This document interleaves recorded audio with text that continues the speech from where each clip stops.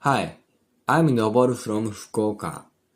Today, I'll show you the real return of a condo in Japan. Most people think this is a good investment, a $100,000 condo in Japan. The rent is about $500 per month. That's $6,000 per year. So the gross yield looks like around 6%. Sounds good, right? But here's the reality. Management fee and repair fund cost about $100 per month.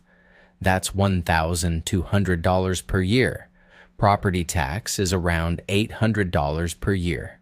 Insurance costs about $150 per year. And the property management fee is 5% of the rent. That's another $300 per year. So after all expenses, the income is about $3,500 per year. That's around a 3.5% return. And this does not include vacancy or major repairs. Many people expect higher returns.